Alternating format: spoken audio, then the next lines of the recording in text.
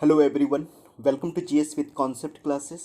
इस क्लास में हम लोग बीपीएससी ऑडिटर मेंस के इकोनॉमिक्स ऑप्शनल पेपर के जो टेस्ट सीरीज चल रहे हैं उस टेस्ट सीरीज के टेस्ट नंबर 1 पे हम डिस्कस करेंगे, जिसमें ऑल क्वेश्चंस आर कंपलसरी थे। सारे क्वेश्चन कंपलसरी थे।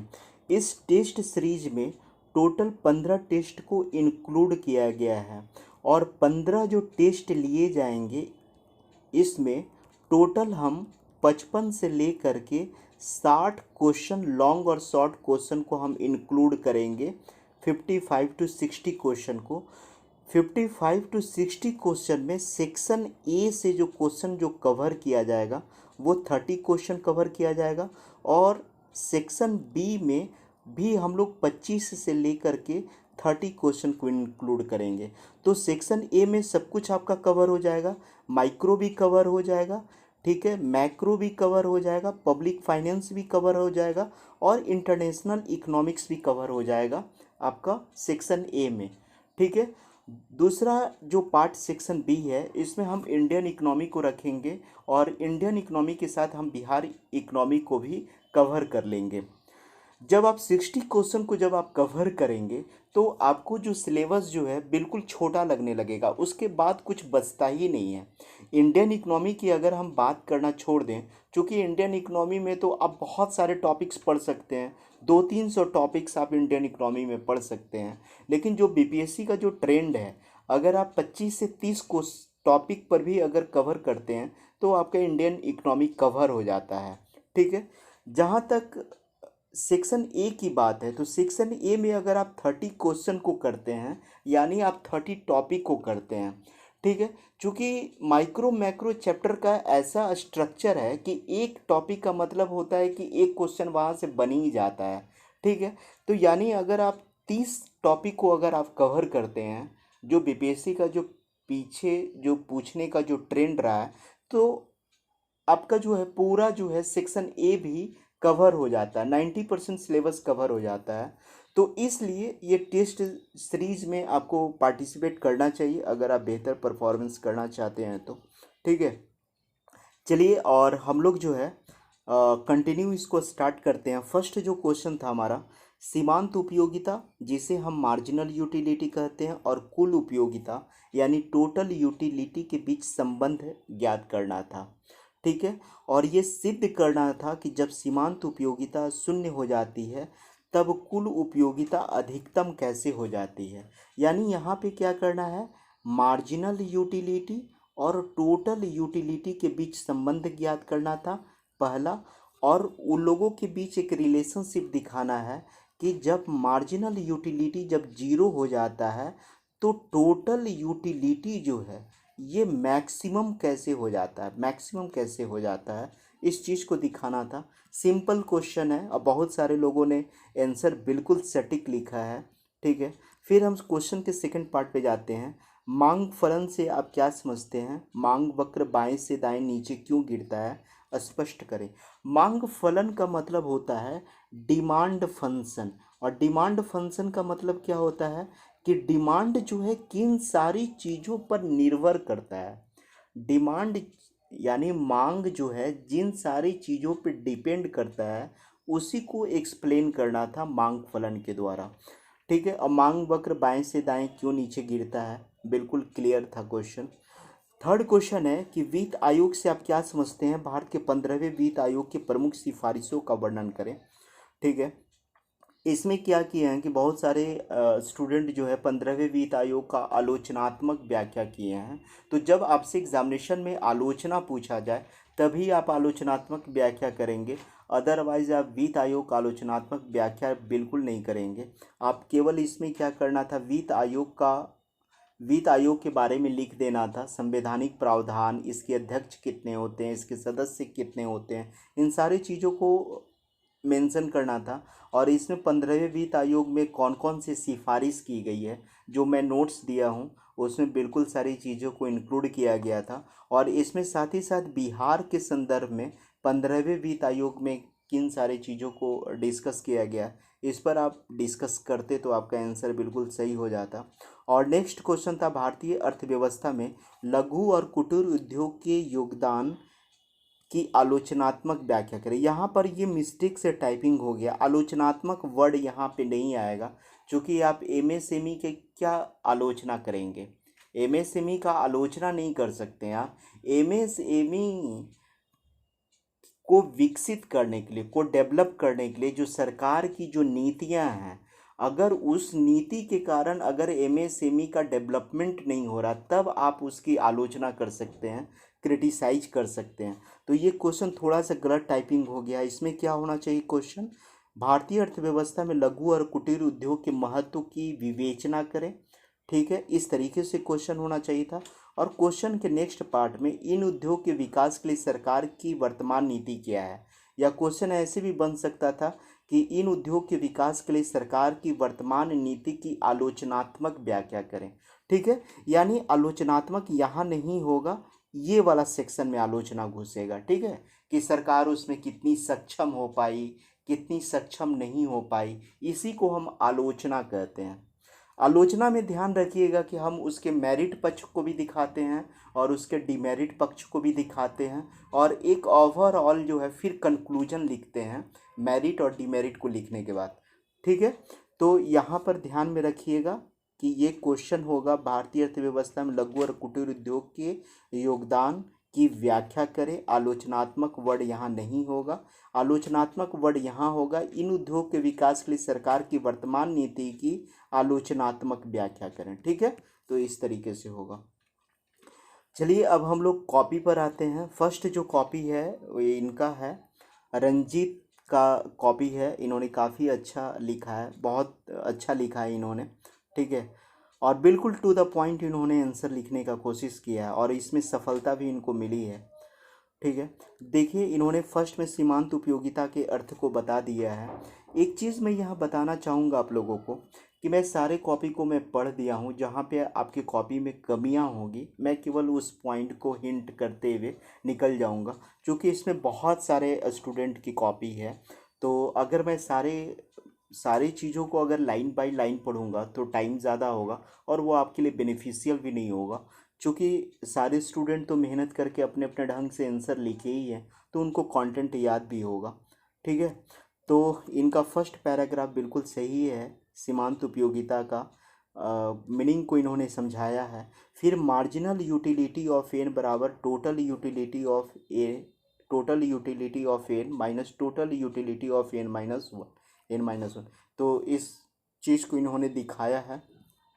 ठीक है, और फिर जो है इन्होंने वस्तु की सीमांत उपयोगिता को दिखाने का कोशिश किया है कि मार्जिनल यूटिलिटी किसी भी वस्तु का कैसे घटते जाता है, 40, 30, 20, 10, 0, और फिर जो है इन्होंने ग्राफिकल रिप्रेजेंट किया है।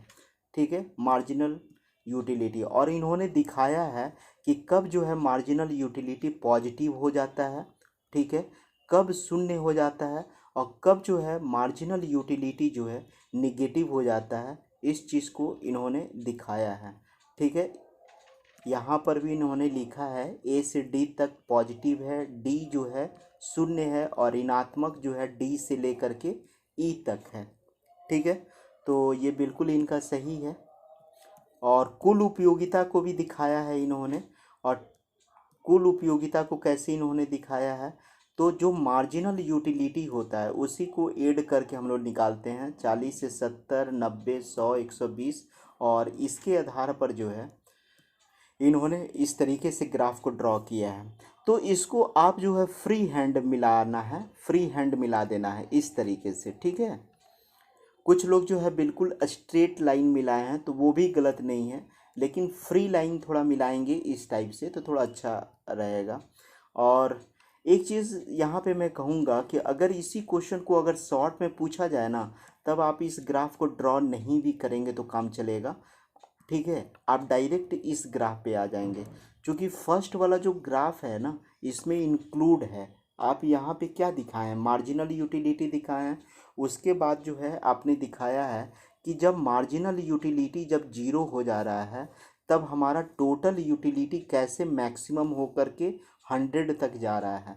तो ये ठीक है, तो जब शॉर्ट क्वेश्चन पूछेगा तो फर्स्ट वाले ग्राफ को ड्रॉ मत कीजिएगा। ठीक है, केवल सेकंड वाले ग्राफ को ड्रॉ कीजिएगा, काम चल जाएगा, क्योंकि इसमें फर्स्ट वाला ग्राफ ऑलरेडी इसमें मेंशन है। ठीक है, बाकी आपका आंसर बिल्कुल सही है। ठीक है, निष्कर्ष में आपने लिखा है कि सीमांत कहा जा सकता है कि सीमांत उपयोगिता कुल उपयोगिता के परिवर्तन दर को बताता है। बिल्कुल सही है। जो मार्जिनल यूटिलिटी होती है वो टोटल यूटिलिटी के रेट को बताती है। तो ये आपका जो आंसर है बिल्कुल सही है, इसमें थोड़ी सी भी कमी कुछ भी नहीं है, बिल्कुल सही है। थोड़ा ग्राफ को और थोड़ा फ्रेश बना लीजिएगा, अदरवाइज सब कुछ सही है। मांग फलन को भी आपने दिखाया है कि मांग फलन जो है, मांग फलन को इसी तरीके से दिखाना है। मांग फलन किस पे डिपेंड करता है, तो पीडी पे डिपेंड करता है ना। वस्तु के कीमत पे डिपेंड करता है, वस्तु की पूरक वस्तु के कीमत पर डिपेंड करता है, स्थानापन्न वस्तु की कीमत को, और उपभोक्ता की रुचि को, इंटरेस्ट को। तो यही हमारा मांग फलन है। ठीक है, इस चीज़ को आप दूसरे तरीके से भी और एक्सप्लेन कर सकते हैं। मैं जो नोट्स दिया हूँ उसमें भी इन सारी चीज़ों को मेंशन किया गया है। मांग की मान्यता क्या है, मांग की मान्यता क्या है, तो अन्य वस्तु की कीमत में परिवर्तन नहीं होनी चाहिए, वस्तु की इच्छा में परिवर्तन ही आए स्थिर। ठीक है, बिल्कुल सही है। फिर इन्होंने जो है डिमांड कर्व को दिखाया है कि कैसे किसी वस्तु का प्राइस बढ़ता है तो उसकी डिमांड जो है घटती है, और जब प्राइस इनका कम हो रहा है तो डिमांड जो है वस्तु का बढ़ रहा है। ठीक है, तो इन्होंने ग्राफिकल रिप्रेजेंट किया है और ये बिल्कुल सही है।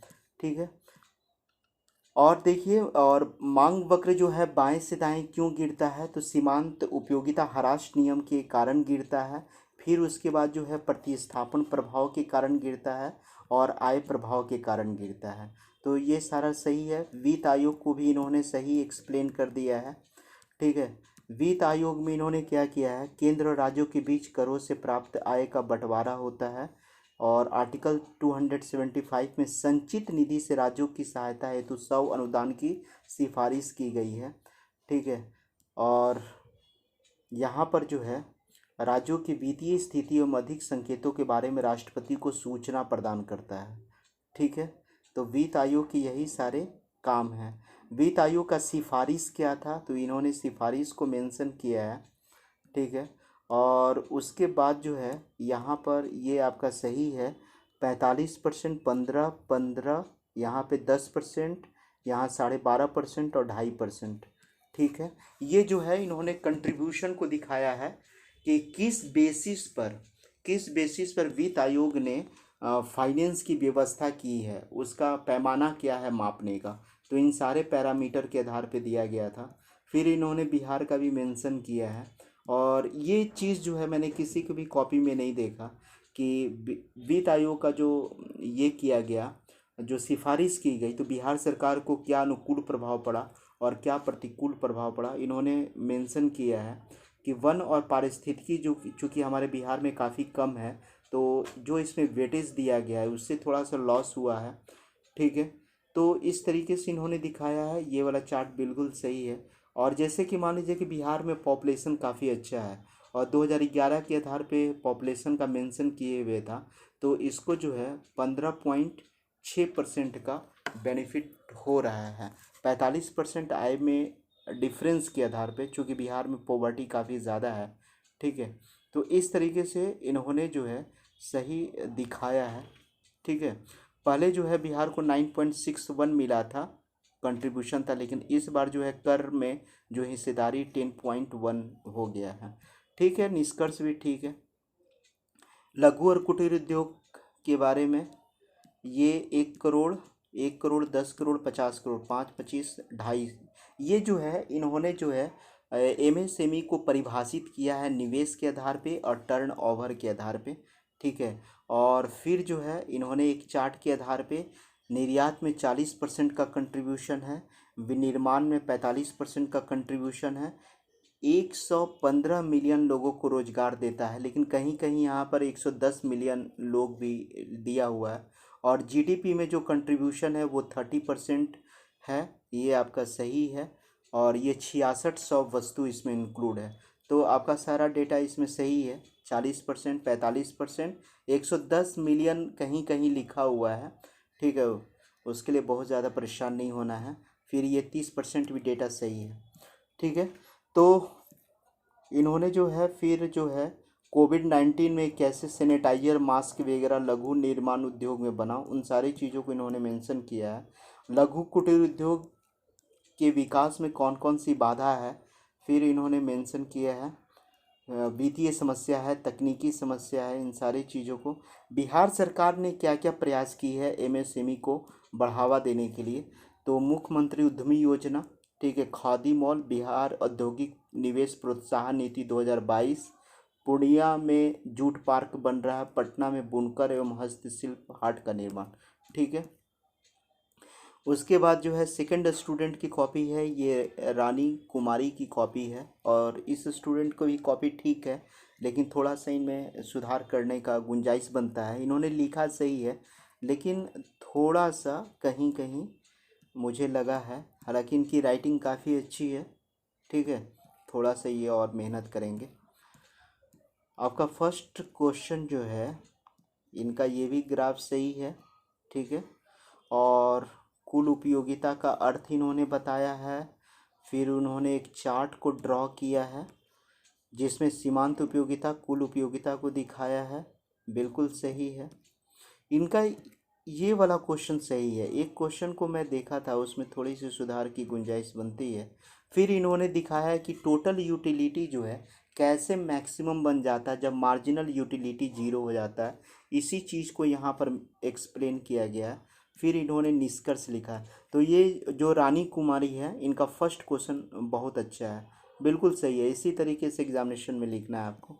सेकंड नंबर में भी रानी कुमारी की ही कॉपी है, वित्त आयोग के बारे में लिखा है। वित्त आयोग में थोड़ी सी इनकी कॉपी में मैंने कमी को देखा है, ठीक है। कमी क्या है कि इन्होंने जो है बिहार सरकार वाला मेंशन नहीं किया है, बिहार सरकार का मेंशन कर दीजिएगा, बाकी सब सही है। वित्त आयोग का कार्य और दायित्व को भी आपने लिखा है, ठीक है, और 15वें वित्त आयोग का अंतरिम रिपोर्ट के बारे में डिस्कस किया है, ठीक है, और केंद्रीय करों के विभाज्य पूल में राज्यों की हिस्सेदारी हेतु निर्धारित मानदंड, ये भी सही है। और लेकिन लेकिन लेकिन थोड़ा सा, ओके ओके, ठीक है, एक चीज़ मैं बता रहा हूँ यहाँ पर कि अगर कंपैरिजन करने के लिए बीपीएससी पूछे कि 15वां वित्त आयोग से 14वां वित्त आयोग का तुलना करें, तब ये पूरा चार्ट बना दीजिएगा, तब ठीक रहेगा, क्योंकि आपके पास तो उतना टाइम नहीं रहेगा कि दोनों चार्ट को बनाएं। अगर लगे कि मेरे पास टाइम कम है तो आप 15वां वित्त आयोग की सिफारिश को मेंशन कर दीजिएगा, 45%, 15-15, और इधर वाले सिफारिश को छोड़ भी सकते हैं 14वां वित्त आयोग का, बाकी ये सब तो सही है ही, ठीक है। नियम, अच्छा ये चीज़ देखिए, अब देखिए यहाँ पर जो है ना, विवाद वाला मुद्दा को नहीं लिखना चाहिए था, क्योंकि आपसे तो 15वां वित्त आयोग का आलोचनात्मक व्याख्या करने के लिए नहीं बोल रहा है, क्रिटिकली एनालिसिस करने के लिए तो नहीं बोल रहा है। तो इसमें केवल जो क्वेश्चन पूछा जा रहा था आप उसको मेंशन करते, तो ये वाला पैराग्राफ को आपको इंक्लूड नहीं करना, बाकी जो भी ऊपर लिखे हैं वित्त आयोग से रिलेटेड सब कुछ आपका सही है।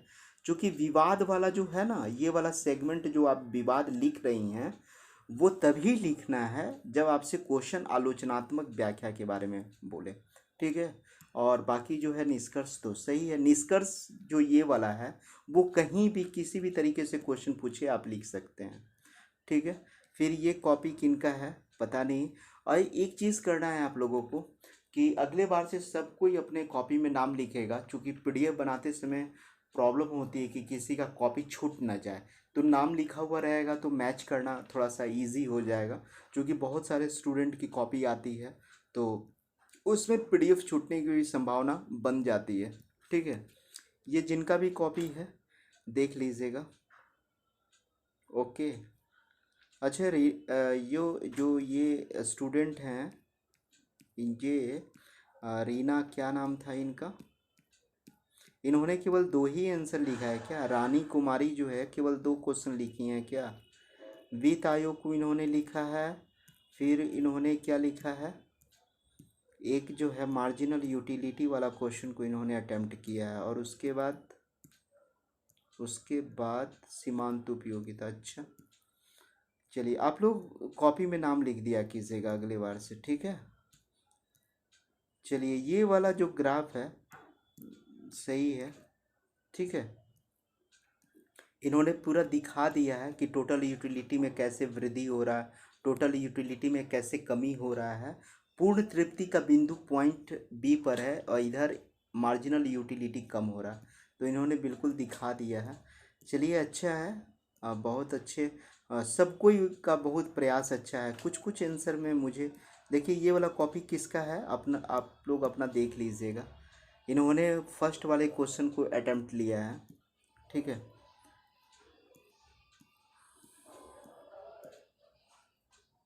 ओके, बिल्कुल सही है, इधर सही है।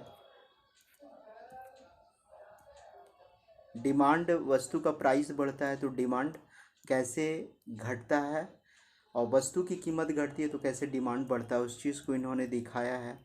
और प्रतिस्थापन प्रभाव, आय प्रभाव को मेंशन किया है, ठीक है।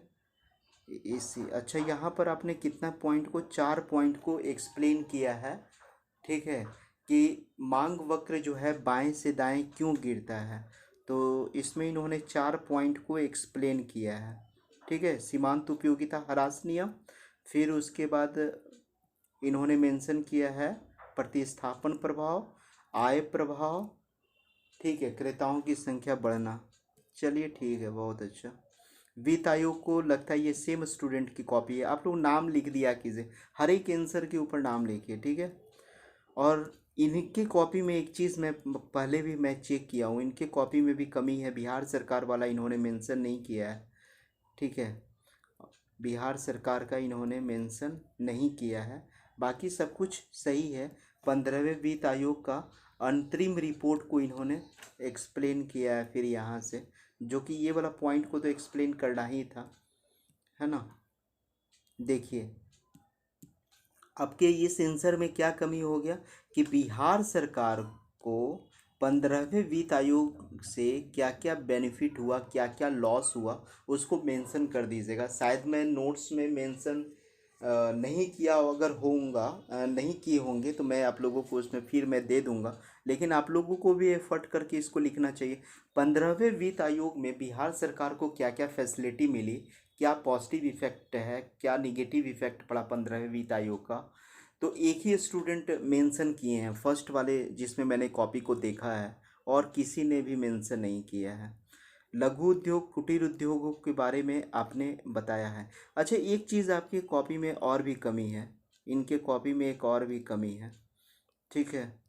मुझे याद आया, इन्होंने तो वित्त आयोग के बारे में जो आंसर लिखा है तो वो तो चार्ट बनाया ही नहीं है इन्होंने।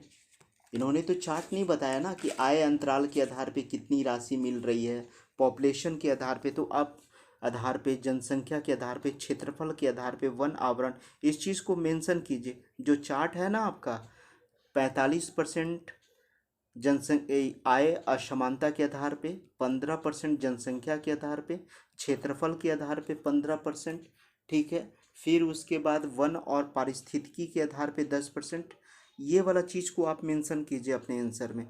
तो इस क्वेश्चन में आपका दो कमी हो गया, एक तो चार्ट बनाना है ना, कि किस किस बेसिस पर 15वें वित्त आयोग का जो सिफारिश किया गया उसका आधार क्या रहा, और बिहार सरकार को क्या क्या इसमें फ़ायदा मिला। ये तो आपका आंसर थोड़ा सा ख़राब हो गया, इसमें 2 पॉइंट को आपने मेन मेन पॉइंट को ही इंक्लूड नहीं किया है, तो आप इसको कीजिएगा, ठीक है। फिर इन्होंने क्या लिख दिया है, और 15वें वित्त आयोग के बाद इनका एमएसएमई स्टार्ट होता है, और एमएसएमई में भी इनकी कॉपी में कमी है। एमएसएमई में थोड़ा सा इनको गलती किया है। एमएसएमई का जो डिफिनीशन है इन्होंने तो लिखा ही नहीं है। एमएसएमई का क्या डिफिनीशन है, उस डिफिनीशन को लिखिए, नहीं तो नंबर बिल्कुल कट जाएगा, है ना। और डिफिनीशन किस आधार पे देना था, तो निवेश के आधार पे डिफिनीशन देना है। मैं नोट्स जो दिया हूँ उसमें लिखा हुआ है ना। और टर्न ओवर के आधार पे, जो 1 करोड़, 10 करोड़ और 50 करोड़ है, और टर्न ओवर के आधार पे 5 करोड़, 50 करोड़ और 250 करोड़, तो इसको मेंशन करना चाहिए ना। तो आपका दोनों आंसर में कुछ ना कुछ कमी है, वित्त आयोग वाला में भी कमी दिखाई पड़ा और एमएसएमई वाला में भी कमी दिखाई पड़ा, तो इन सारी चीज़ों को एक्सप्लेन करना है, ठीक है। दो कमी है आपके कॉपी में उसको सुधार लेना है। और फिर जो है एमएसएमई के निबंधन में आंकड़ा की कमी है, आपने इसमें आलोचना किया है। तो चलिए यहाँ तक बिल्कुल सही है। ठीक है, योजना वोजना का मेंशन कर दिया है। ये जिनकी भी कॉपी होगी आप लोग देख लीजिएगा। इधर मैं सारी चीज़ों को मैं देख लिया हूँ, जहाँ भी गलती होगा तो मैं जो हूँ मैं बता दूंगा आप लोगों को। ठीक है, ठीक है, ये आपका चार्ट सही है। उसके बाद तो जब आपने ऊपर मेंशन किया तो फिर इसको फिर क्यों करना है? दोनों में से कोई एक ग्राफ को बनाना है। ठीक है, जब आप इसको मेंशन ही कर दिए तो फिर आप इसको क्यों मेंशन कर रहे हैं? या तो इसी को कीजिए और ऊपर वाले को मत कीजिए, क्या फ़र्क पड़ता है? एक ही चीज़ को बार बार आपको पास एग्जामिनेशन में बनाने का टाइम नहीं है ना। और इसको जो है यहाँ पे ग्राफ बनेगा। ओके, केवल इस तरीके से लिखने से काम नहीं चलेगा, ये सिंबॉलिक लिखा जाता है। ठीक है, तो इस तरीके से नहीं लिखें एग्जामिनेशन में तो अच्छा है। इसके जगह पे सीधे प्राइस लिखें, कीमत लिखें, और इसके जगह पे सीधे मांग को लिखें, और एक ग्राफ को इस तरीके से आप ड्रॉ कीजिए। ठीक है, तो ये भी आपके कॉपी में कमी है, इस क्वेश्चन में कमी है। ठीक है, और मांग वक्र बाएं से दाएं क्यों गिरता है, इस चीज़ को आपने एक्सप्लेन किया है। आय प्रभाव, विविध उपयोग, चलिए अच्छा है। और इसमें क्या करना था? ओके, यहाँ तक सही है। तो आपकी कॉपी में क्या कमी है समझ गया ना, कि वहाँ पर जो आप दो ठो ग्राफ एक ही टाइप का बनाए हैं उस तरीके से नहीं बनाना है। ठीक है, और प्रत्येक क्वेश्चन लिखने के पहले सारे स्टूडेंट उस क्वेश्चन के ऊपर नाम लिखेंगे, ताकि मैं कंपैरिजन करके बता सकूं कि आपका चारों क्वेश्चन में क्या परफॉर्मेंस है। इधर तो सही है। 15वां वित्त आयोग, देखिए 15वां वित्त आयोग का सिफारिश को किसी ने नहीं लिखा है। इनकी कॉपी में भी फिर वही कॉपी। 15वां वित्त आयोग में जो धनराशि दिया गया उसका पैमाना क्या था नापने का? तो ये जो मैं चार्ट बताया था ना आप लोगों को, आय असमानता के आधार पे, जनसंख्या के आधार पे, वन पारिस्थितिकी के आधार पे, ठीक है, फिर कर आधार पे, इन सारी चीज़ों को मेंशन कीजिए ना। मैं जो नोट्स दिया हूँ उसमें सारा चीज़ इंक्लूड है, इसमें पुट कीजिए उस, नहीं तो मार्क्स नहीं मिलेगा। आप लोग मेन चीज़ को ही गायब कर दिए ना। ठीक है, इधर तो आपका बिल्कुल सही है, इधर कोई दिक्कत नहीं है। तो इस क्वेश्चन में क्या कमी हो गया आपका?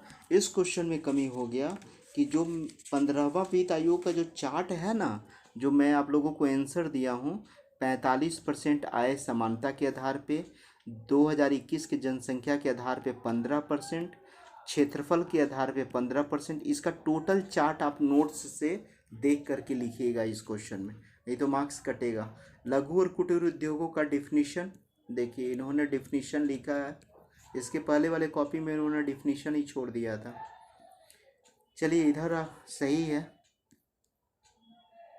निर्यात में योगदान, अच्छा एक चीज़ मुझे बताइए, जो मैं आंसर आप लोगों को दिया हूँ, ठीक है, उसमें मैंने एमएसएमई का लेटेस्ट में डेटा दिया था आप लोगों को, उस डेटा को आपने यूज क्यों नहीं किया है?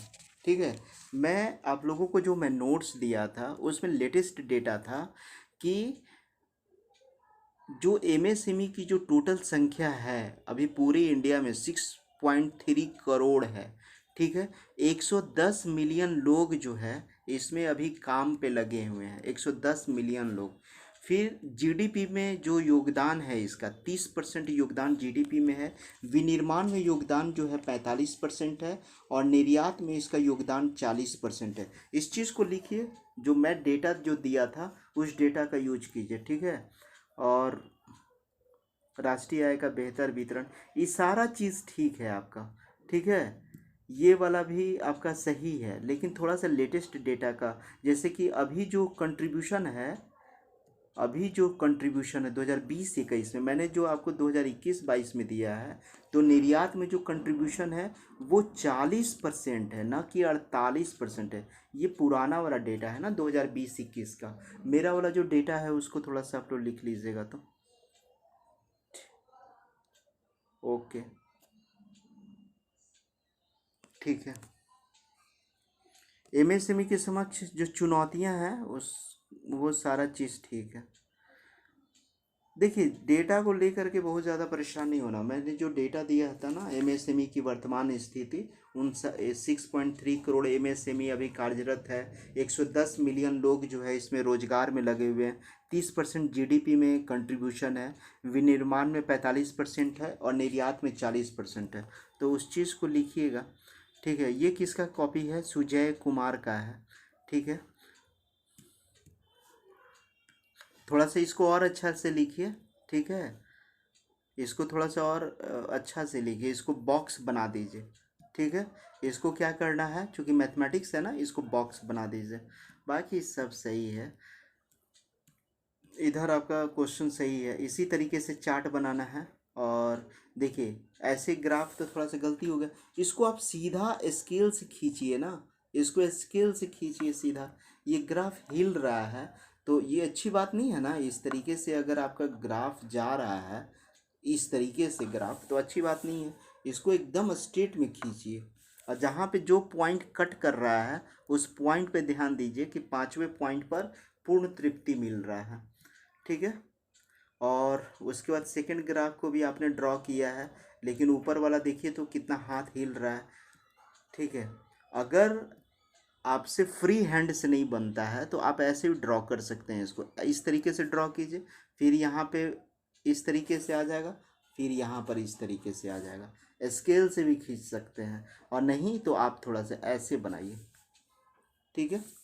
तो ग्राफ को देख करके भी नंबर मिलता है, ठीक है। एग्जामिनर ग्राफ देख करके समझ जाते हैं कि कैंडिडेट कितना प्रैक्टिस किया है इकोनॉमिक्स पेपर में, ठीक है। उसके बाद डिमांड और सप्लाई के बीच आपने रिलेशन बताया है, इधर तो सही है। मांग वक्र क्यों बाएं से दाएं गिरता है? तो सीमांत उपयोगिता ह्रास नियम के कारण, आय प्रभाव के कारण, और आपने दो ही प्रभाव लिखा है। अच्छा, प्रतिस्थापन प्रभाव के कारण 3 प्रभाव आपने लिखा है, यानी प्रतिस्थापन प्रभाव, आय प्रभाव, और एक पहला आपने क्या लिखा है? सीमांत उपयोगिता ह्रास नियम, ठीक है, बहुत अच्छा। फिर आपने जो है अपवाद, देखिए अपवाद बेवजह मत लिखिए, ठीक है। इसको यहाँ पे बिल्कुल मेंशन नहीं कीजिए, ठीक है। आपको सिंपल सा क्वेश्चन पूछा गया था तो आप अपवाद में क्यों घुस रहे हैं? जब सेपरेट क्वेश्चन पूछे ना, गिफिन पैराडॉक्स क्या होता है, इस टाइप से अगर क्वेश्चन पूछे तब आप इसको लिखेंगे। तो मांग के नियम में अपवाद तब तक नहीं लिखना जब तक कि क्वेश्चन में ना पूछा जाए, ओके। बाकी आपका सब सही है। मैं यहाँ पे फास्ट निकल रहा हूँ, लेकिन मैं सबकी कॉपी को मैं पहले एक बार मैं चेक कर लिया था, इसलिए यही है कि मैं तुरंत मैं गलती पकड़ ले रहा हूँ। ये जिसकी भी कॉपी है आप देख लीजिएगा। वित्त आयोग का गठन है ना, सुजय की ही कॉपी मुझे लग रही है, और देख लीजिएगा। राइटिंग पहचान में नहीं आ रहा मुझे। सब क्वेश्चन के ऊपर जो है नाम आप लोगों को लिखना है, ठीक है। ये बिल्कुल, देखिए मैं इसी चार्ट की मैं बात कर रहा था कि कोई स्टूडेंट ये वाला चार्ट को मेंशन नहीं किए हैं, तो ये वाला चार्ट को आपको मेंशन करना है 2.5%, ठीक है। और 14वां वित्त आयोग से अगर तुलना करके 15वां वित्त आयोग का पूछेगा तब आप दोनों ग्राफ को आप यूज कीजिएगा। अगर केवल 15वां पूछा तो आपकी इच्छा पर है। अगर आपके पास समय होगा, देख लीजिएगा घड़ी कि मेरे पास सफिशियंट टाइम है, तब आप इस वाले बॉक्स को बनाइएगा। टाइम का कमी होगा तो केवल इसको बना दीजिएगा, ठीक है। और जब दोनों के बीच तुलना करने के लिए पूछे 15वां वित्त आयोग और 14वां वित्त आयोग का, तब तो दोनों चार्ट को आपके लिए बनाना नेसेसरी हो जाएगा, ओके। फिर इन्होंने क्या बताया? 15वें वित्त आयोग तक का आंकड़ा प्रदर्शित किया गया है।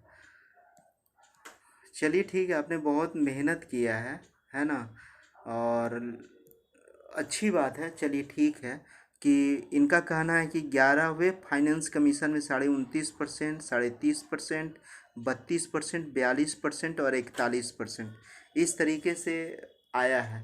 तो कंपैरिजन के तौर पे लिख सकते हैं, याद अगर आएगा तो इस चार्ट को बना दीजिएगा। ये आपका चार्ट सही है, चार्ट गलत नहीं है। इसी तरीके से ग्राफ ड्रॉ होगा। ठीक है, आप लोग मेहनत कर रहे हैं, इसमें कोई दो मत नहीं है। थोड़ी थोड़ी सुधार की गुंजाइश है, जहाँ पर मैं बता ही दे रहा हूँ आप लोगों को। एक जैसे कि ये कैंडिडेट जिनका जिनका भी कॉपी है, ये वाली कॉपी, तो इन्होंने जैसे डिफिनीशन लिख दिया एमएसएमई का, और एक स्टूडेंट की कॉपी में ये वाला डिफिनीशन ही नहीं लिखा हुआ, तो ये उनकी कॉपी में कमी हो गई। ठीक है, कंट्रीब्यूशन में देखिए इन्होंने क्या लिखा है कि एमएसएमई का जीडीपी में योगदान 30% है, बिल्कुल सही है। और विनिर्माण क्षेत्र में 45% है, निर्यात में 40% है, ये आपका सही है। और यहाँ पर ये एक चीज़ इन्होंने लिखा, 6 करोड़ एमएसएमई हैं, 110 मिलियन लोगों को रोजगार मिला है, तो ये सारा डेटा आपका सही हो गया। ठीक है, तो इन्होंने क्या लिख दिया, विनिर्माण क्षेत्र का योगदान, जीडीपी में योगदान लिख दिया, निर्यात में योगदान लिख दिया, और कितने लोगों को रोजगार मिल रहा है उस चीज़ को भी इन्होंने मेंशन किया है। फिर उसके बाद सरकार कौन कौन सा प्रयास कर रही है, प्रधानमंत्री रोजगार सृजन कार्यक्रम, बिल्कुल सही है। ये जिनकी भी कॉपी है, इनका वित्त आयोग वाला आंसर जो है, मुझे लगता है कि ये जो स्टूडेंट हैं केवल एक ही क्वेश्चन का आंसर लिखे हैं, क्योंकि मुझे एक इस टाइप की राइटिंग मुझे एक ही नज़र आया। ये राज्य वित्त आयोग का भी डिस्कस किए हैं, 243 आई आर्टिकल, 243 वाई आर्टिकल्स के अनुसार जो है राज्य वित्त आयोग की बात की गई है, तो सही है ये। ओके, और फिर जो है इन्होंने भी कंपैरिजन किया है, तो यहाँ पर इन्होंने गलती लिखा है, ये 2.5% है। ठीक है, कर प्रयास में 15वें वित्त आयोग में 2.5% की बात की गई है, तो यहाँ पर सुधार लेना है, 12.5% नहीं है, 2.5% है। और कुछ कमी तो नहीं है। ओके, वन और पारिस्थितिकी 12.5 12। ठीक है, ठीक है, तो वो वाला जो डेटा है ना, इसको सुधार लीजिएगा, वहाँ पे 12.5 नहीं है, 2.5% है।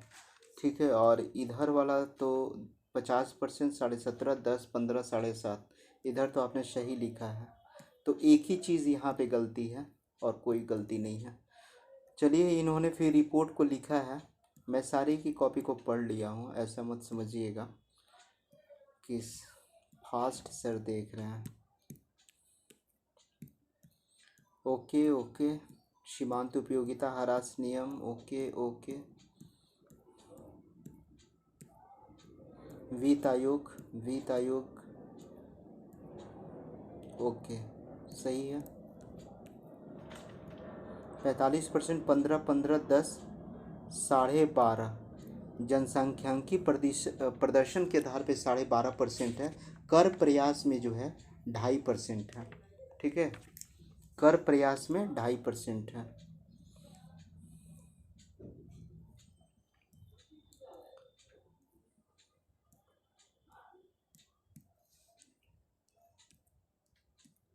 ओके, सब सही है। एमएसएमई का भारतीय अर्थव्यवस्था में योगदान कितना है, तो इतने लोग जो हैं कार्यशील लोग लगे हुए हैं, जीडीपी में 30% है, और प्रत्यक्ष और अप्रत्यक्ष रोजगार जो है 110 मिलियन है, और एमएसएमई में 45 है, 40 है। ये पांचों डेटा जो है आपका सही है। फिर इन्होंने चुनौती लिखा है, और इन्होंने जर्मनी वगैरह से कंपैरिजन किया है कि जर्मनी में और चीन में क्या जीडीपी में एमएसएमई का कंट्रीब्यूशन है, तो जर्मनी का 55% है और चाइना का 60% है ना। चाइना की अर्थव्यवस्था में एमएसएमई का योगदान 60% है, जो कि बहुत ज़्यादा है, और हमारे इंडिया के जीडीपी में एमएसएमई का कंट्रीब्यूशन कितना है, 30% है। ठीक है, तो ये सारी चुनौतियां को इन्होंने, फिर वित्तीय चुनौती है, तकनीकी स्फूर्ति योजना है, लास्ट वाला क्या है, स्फूर्ति योजना है।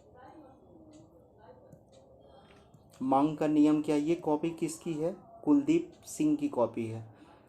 सही है, नाम लिखने से पता चलता है। इधर आपकी कॉपी सब कुछ सही है। ठीक है,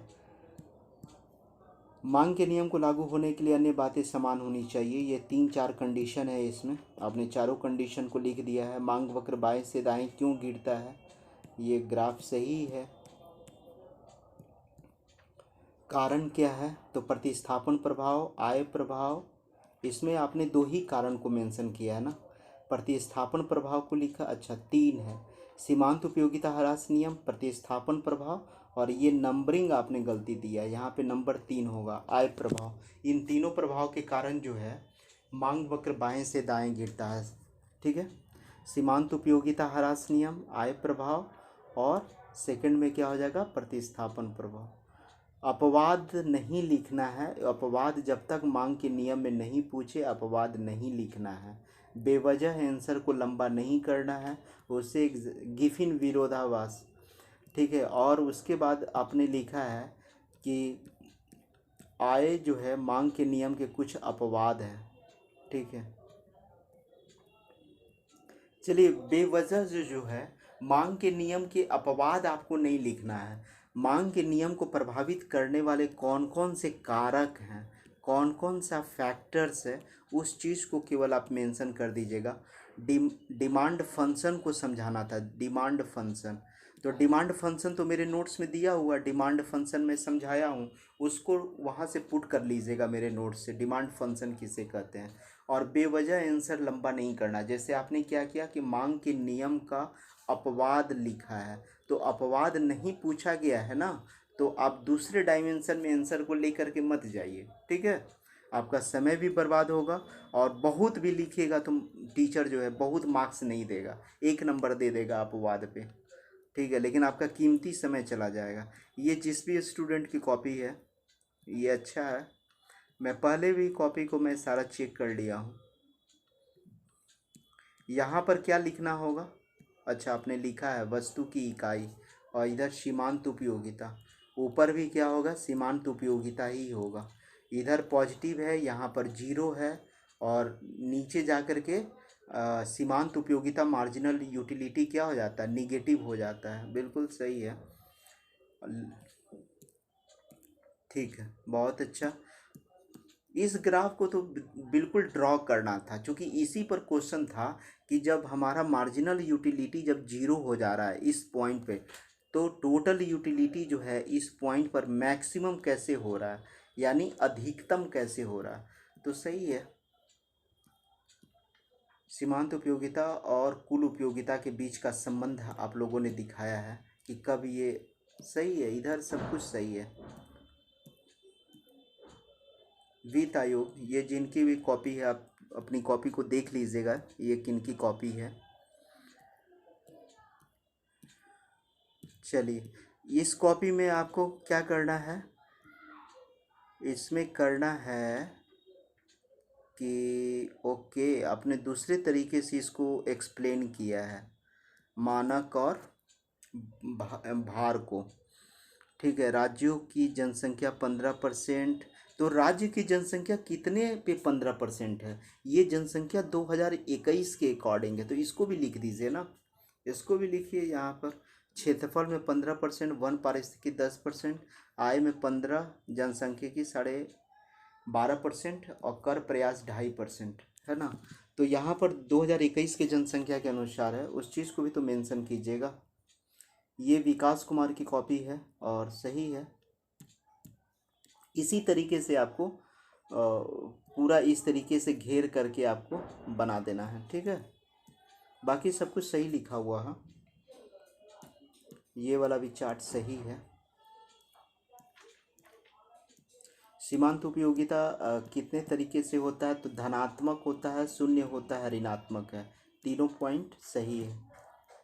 फिर आपने इसका ग्राफ को भी ड्रॉ किया होगा। ओके, थोड़ा सा ग्राफ को और अच्छा से बनाइए, इसको बिल्कुल सीधा लाइन खींचिए, और ऊपर वाले को जो है बिल्कुल इस, ये भी ग्राफ सही है, इस तरीके से, इस तरीके से। ठीक है, बाकी सही है। फिर आपने व्याख्या कर दिया होगा कि कैसे कब तक जो है, ये आपका एक्सप्लेनेशन है कि कब जो है बी से सी तक की स्थिति क्या है। मांग फलन, ये किसकी कॉपी है देख लीजिएगा।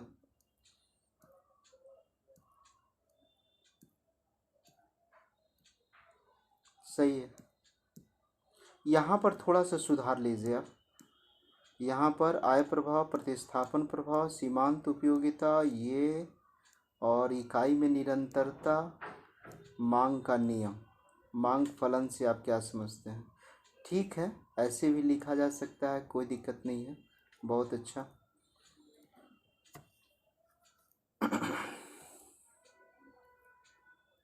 वित्त आयोग के बारे में, जम्मू कश्मीर का ये सब प्रावधान को आपने लिखा है कि 15वें वित्त आयोग में कौन सी सिफारिश की गई है। 42% पहले था, 41% अभी किया गया है। और ये जो 1% की जो ये किया गया था उसमें जम्मू कश्मीर और लद्दाख को दिया गया था, तो ये सही है।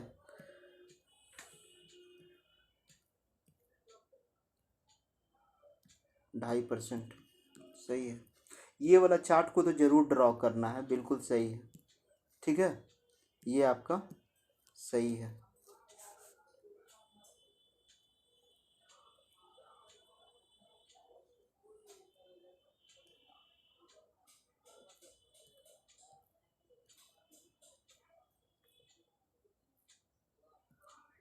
एमएसएमई का डिफिनीशन आपने नहीं लिखा है इस क्वेश्चन में।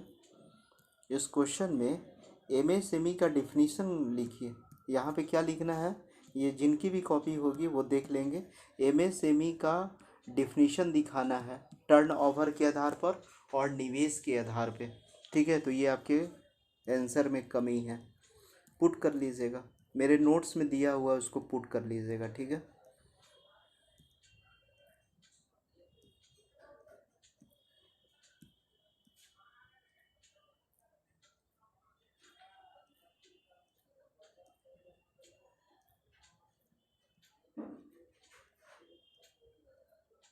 सही है।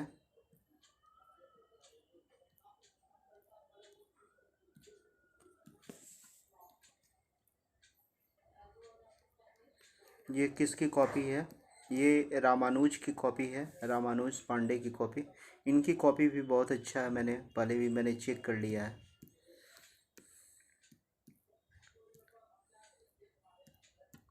ठीक है,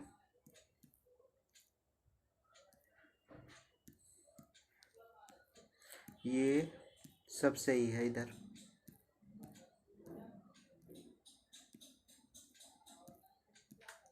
इन्फिनिटी का साइन ऐसे नहीं होता है ना। इन्फिनिटी कीमत और रेसिप्रोकल, इस तरीके से इन्फिनिटी थोड़े ना होगा।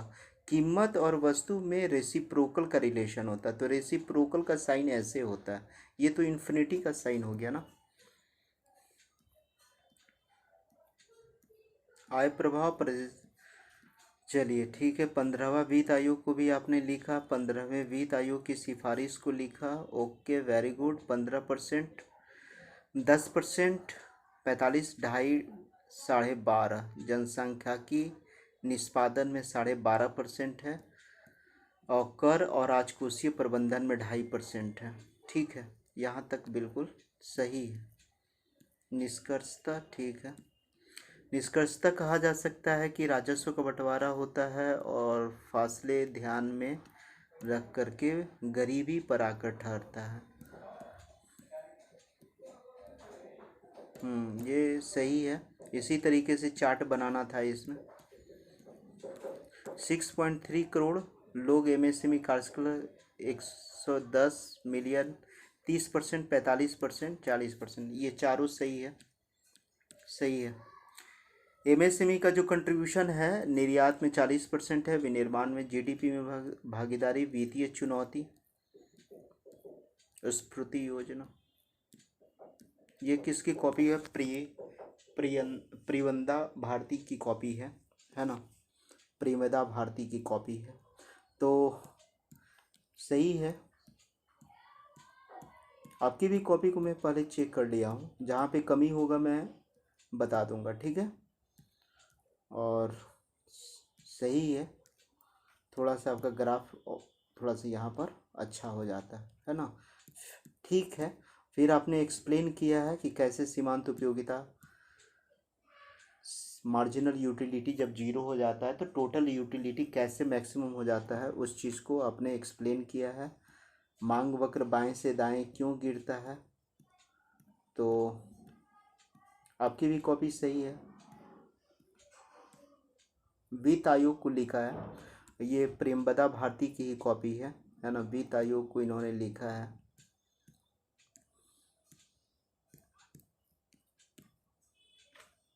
सब सही है डेटा। ठीक है, अच्छा, ये वाला चीज़ को जो है ना, जब आलोचना पूछा जाए तभी आपको लिखना है दक्षिण भारत राज्यों के बारे में। जो मैं आलोचना बताया था कि उत्तर भारत और दक्षिणी भारत राज्यों के बीच जो है 15वें वित्त आयोग को लेकर के क्यों डिस्प्यूट चल रहा है, तो डिस्प्यूट का आप तभी लिखेंगे जब आपको पूछा जाए कि 15वें वित्त आयोग का आलोचनात्मक व्याख्या करें। ऐसे आपको ये वाला नहीं लिखना है, ठीक है, ये वाला नहीं लिखना है।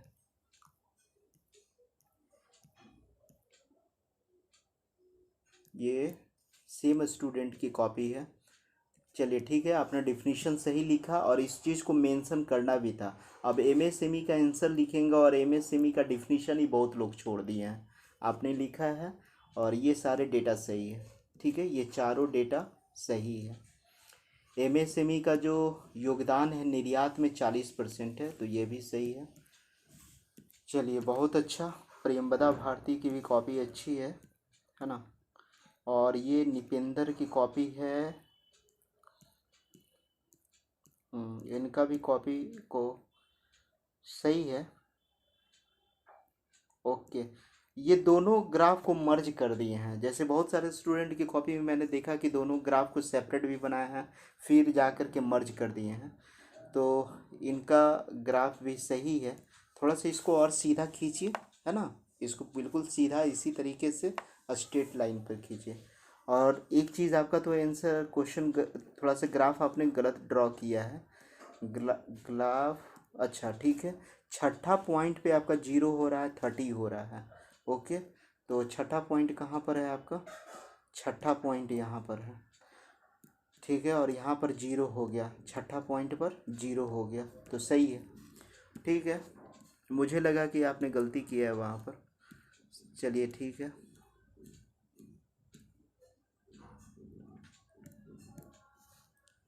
ये आपने क्या दिखाया? पूर्ति फलन को दिखाया है क्या?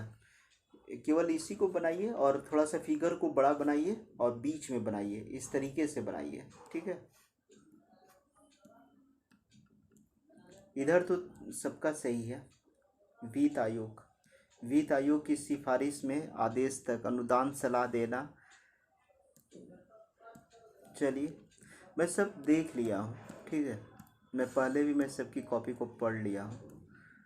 और यहाँ पे क्या करना है, एक चीज़ आपने लगता है, मुझे लगता है कि आपने छोड़ा है।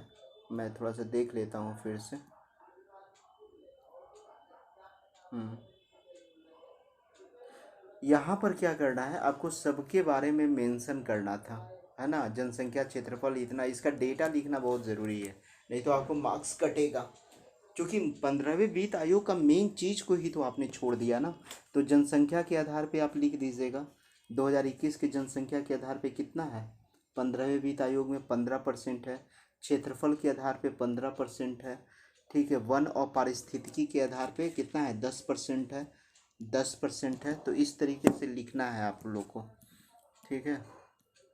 भारतीय अर्थव्यवस्था में लघु और कुटीर उद्योग, लघु और कुटीर उद्योगों में क्या आपने किया है, आपने सब कुछ लिखा है, ठीक है, लेकिन आपने तो मेन डिफिनीशन ही नहीं दिया।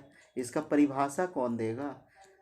और ये परिभाषा कैसे देना है? जो टेक्निकल डिफिनीशन है, जैसे कि टेक्निकल डिफिनीशन में एक टर्न ओवर, बहुत सारे स्टूडेंट की कॉपी में आपने देखा होगा, टर्न ओवर और निवेश के आधार पे देना है, ठीक है। निवेश के आधार पर 1 करोड़, 5 करोड़ और 10 करोड़ है, ठीक है।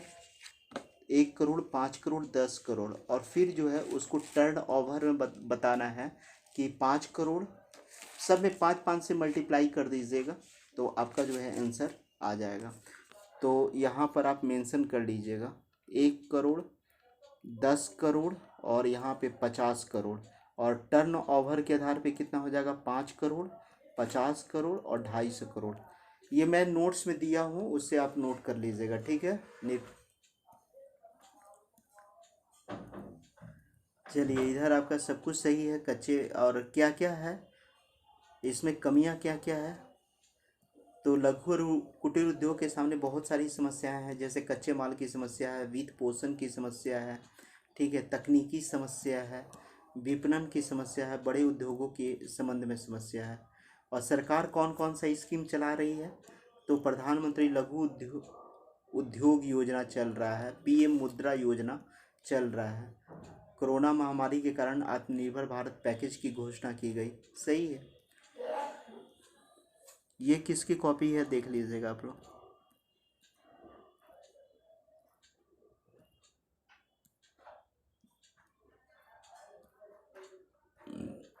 जहाँ पर भी कमी होगी मैं बता दूंगा, ठीक है। और चलिए ठीक है,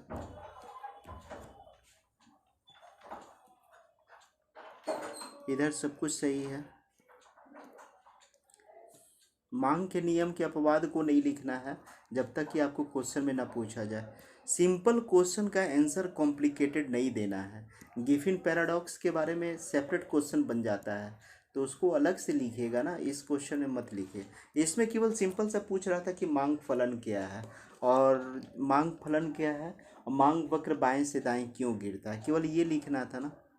मांग के निर्धारक तत्व क्या है, तो आपने यहाँ पे लिखा है, तो ये भी सही है ना। इस तरीके से भी आप लिखेंगे तो गलत नहीं होगा।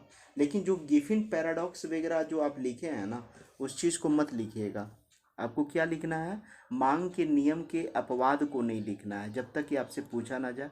बाकी निष्कर्ष आपने सही लिखा है, मैं देख लिया हूँ पहले भी। ये किन की कॉपी है,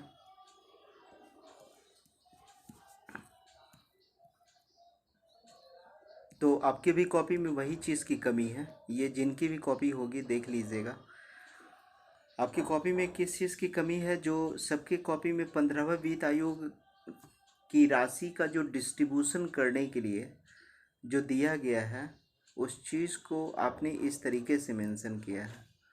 ओके, चलिए ठीक है, अच्छी बात है, आप ऐसे ही मेंशन कीजिए। और लेकिन जनसंख्या कितने आधार पे है, तो 2021 के जनसंख्या के आधार पे, ठीक है। जैसे कि 14वें वित्त आयोग में जो जनसंख्या का मेजरमेंट किया गया था, वो 1971 की जनसंख्या के आधार पे किया गया था ना। लेकिन जो 15वां वित्त आयोग हुआ, उसमें क्या किया गया, दोनों पर किया गया, 2021 पर किया गया, सॉरी, 15वें वित्त आयोग में 2021 की जनसंख्या को माना गया, और 14वें वित्त आयोग में 1971 की जनसंख्या को भी माना गया था, 2021 की भी जनसंख्या को माना गया था। तो ये जो जनसंख्या वाला पॉइंट है, इसको थोड़ा सा आप देख लीजिएगा किसके अकॉर्डिंग लिख रहे हैं, ठीक है। ये है सुप्रिया कुमारी। सुप्रिया कुमारी जो है, इन्होंने मात्र 2 क्वेश्चन का आंसर लिखा है, ठीक है। 2 क्वेश्चन का, इनका फर्स्ट क्वेश्चन सही है, मैं चेक किया था। लेकिन एक चीज़ यहाँ पर है, देखिए आपकी कॉपी में ये वाला तो आपने दिखाया, ठीक है, बहुत अच्छी बात है। लेकिन आप और सारे लोगों की कॉपी को जब आप देखेंगे, तो इसके साथ एक और ग्राफ को बनाना चाहिए था। यहाँ पे टोटल यूटिलिटी को तो आपने दिखा रहे हैं, आप दिखा रही हैं, लेकिन इसके साथ जो है ना, मार्जिनल यूटिलिटी का भी तो ग्राफ बनाना चाहिए था ना। तो ये वाला आपका आंसर में सुधार करने की ज़रूरत है। आप और सारे स्टूडेंट की कॉपी को देखिएगा, तो वो दोनों चीज़ दिखाए हैं यहाँ पर। जैसे यहाँ पे टोटल यूटिलिटी को भी दिखाया गया है, और नीचे करके जो है मार्जिनल यूटिलिटी को भी दिखाया गया है। तो आप समझ गए होंगे कि मैं क्या कहना चाह रहा हूँ। ठीक है, लेकिन बहुत सही नहीं है ये ग्राफ, इसमें और बनाइए। इसके साथ आपको इंक्लूड करना है, मैं लिख देता हूँ, मार्जिनल यूटिलिटी का ग्राफ को इसमें इंक्लूड कीजिए, जैसे और सारे स्टूडेंट लोग किए हैं। वित्त आयोग वाला तो क्वेश्चन सही है, और इसमें ये वाला क्वेश्चन आपका सही है, ठीक है। सुप्रिया की जो कॉपी है ये सही है, लेकिन ये जो सुप्रिया जो हैं, उनका फर्स्ट वाले आंसर में कमी है, और वो ग्राफ में ही कमी है। ग्राफ अगर पूरा एक्सप्लेन नहीं कीजिएगा, कि जैसे क्वेश्चन आपसे पूछा गया था कि मार्जिनल यूटिलिटी जो है, मार्जिनल यूटिलिटी जब जीरो हो जाता है तो टोटल यूटिलिटी मैक्सिमम कैसे हो जाता है, तो उसको ग्राफ से दिखाइएगा तब ना। जैसे और सारे स्टूडेंट दिखाए हैं, आपको भी दिखाना चाहिए। फिर आप इसके बारे में व्याख्या करते हैं कि कहाँ से कहाँ तक पॉजिटिव ग्राफ जा रहा है, कहाँ से कहाँ जीरो बन रहा है, कहाँ से कहाँ निगेटिव बन रहा है, ठीक है। और समझ में नहीं आएगा तो आप देख लीजिएगा, और सारे स्टूडेंट की कॉपी को देख लीजिएगा, जिस तरीके से वो मेंशन किए हैं उसी तरीके से किए हैं। और आपकी जो सेकंड वाला जो आंसर है सही है। ठीक है, सेकंड वाले आंसर में कमी नहीं है। ठीक है, थैंक यू वेरी मच।